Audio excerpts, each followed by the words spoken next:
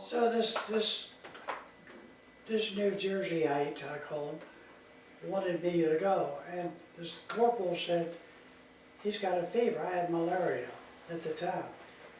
And he says, he's just malingering. Well, that made me so mad. If he hadn't been 6 foot tall, I'd have not popped him in the mouth.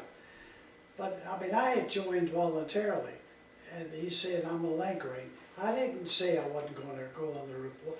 It was the corporal did it on his own. So I went on patrol. Well, we hadn't gone 20 miles before 2 shots rang out, and the guy carrying our radio was hitting the foot, and he ran off screaming. And without knowing it, we all hit the ground. So we were very quiet, and I looked, there's a guy next to me and nobody else. The sergeant's gone, the rest of the patrol's gone. And I thought, what the hell are we gonna do? I mean, I got mud all over my face.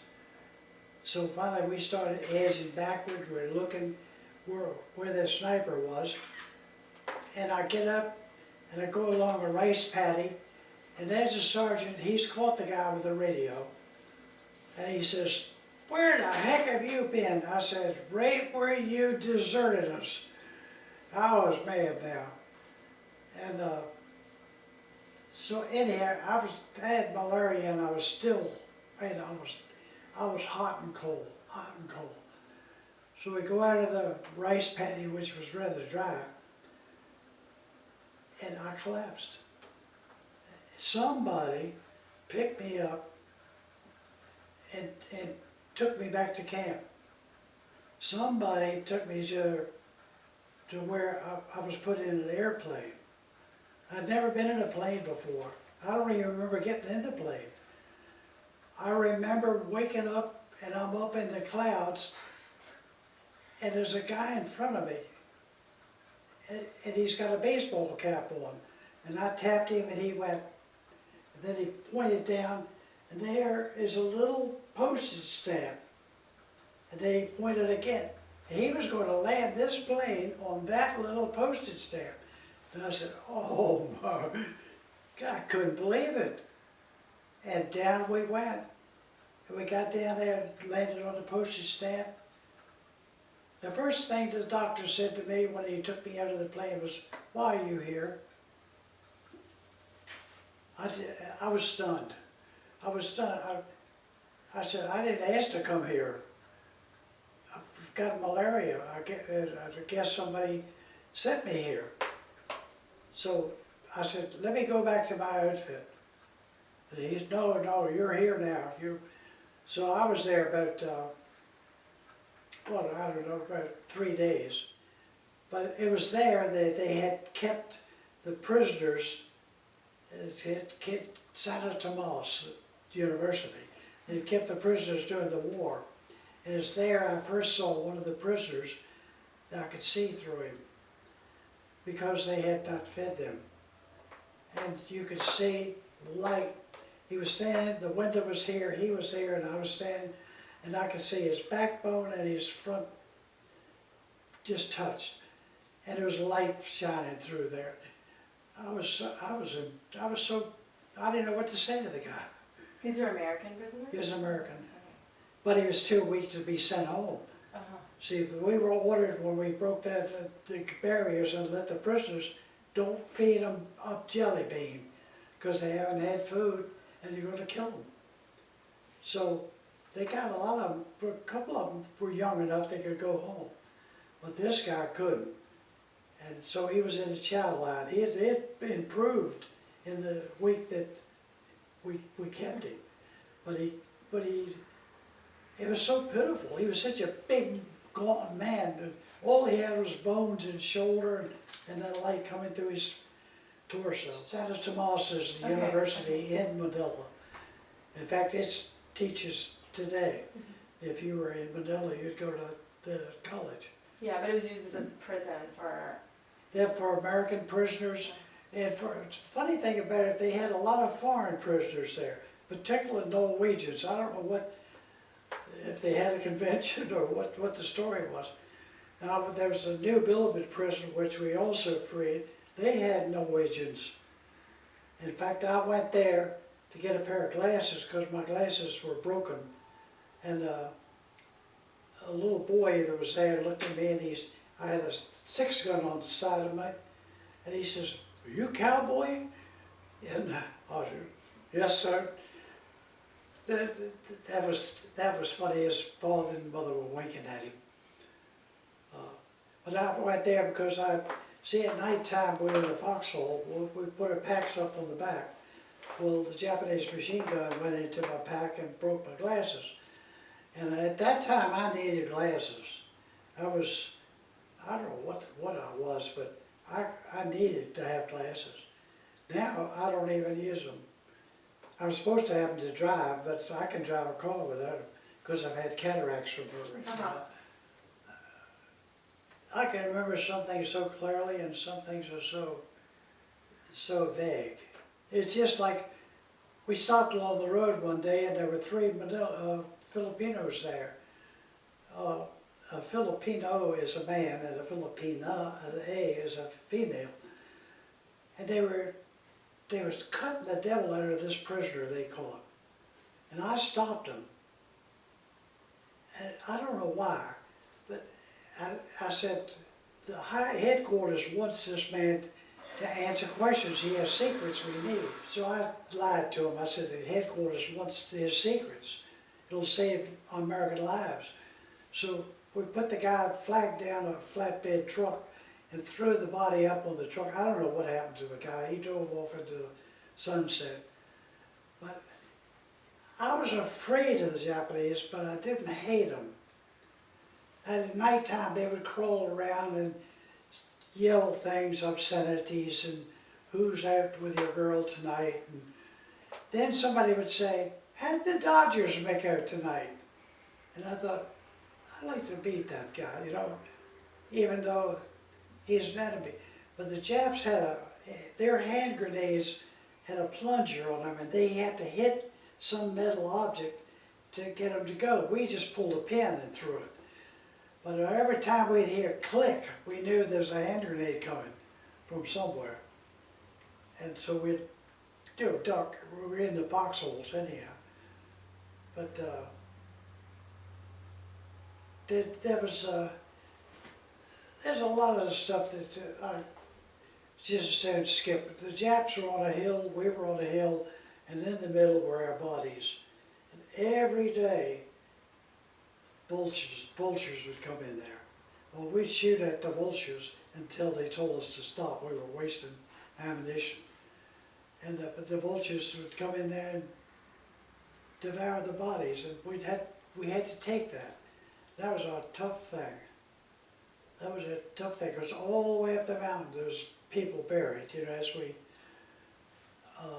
they'd put a detail to dig a hole and put somebody in the hole, put his rifle upside down, and they'd come back later, and so supposedly they would come back and dig them up. And there's a big cemetery in Manila with American soldiers in it. And one of them is the guy I was in a foxhole with, Joseph Nunn. He lived in Lancaster, Pennsylvania. And after the war, I went up to see his mother and father. And he was sent to the tropics because they were German. His father didn't even speak English. And but I had to go back too. I wasn't particularly that friendly with the guy, but I felt sorry for him, and he caught one right in the head and he was gone. So I went up to Lancaster and saw his mother and father and told them how sorry I was and all. They wouldn't let me pay for a thing. I got a haircut, I got my pants, I didn't have any clothes, I had my pants sent to the cleaners and pressed. Wherever I went, it was free. If I went in with them to get a beer, don't think about paying for it. Because everybody knew Joe Nunn was in the First Cavalry. So that's my outfit. I was in the D Troop, and See, the cavalry was much smaller than an infantry division because we had 3 squads in a company. I mean, in a platoon. Okay. The infantry had 4. We had 8 men in a squad. They had 12. So the cavalry was much smaller and lighter, faster, and it could be deployed quickly. I met a woman walking down the road who was from Falls Church. And we were at this crossroads with some guerrillas. And we had orders not to let anybody pass our post. And here's this woman walking up the road, and the guy clicks his machine gun. I said, wait a minute. So I stepped out in front, and I walked up to her, and I said, lady, halt. I thought she was Filipino. She was brown skinned. But then I realized she had blue eyes. She was from Falls Church.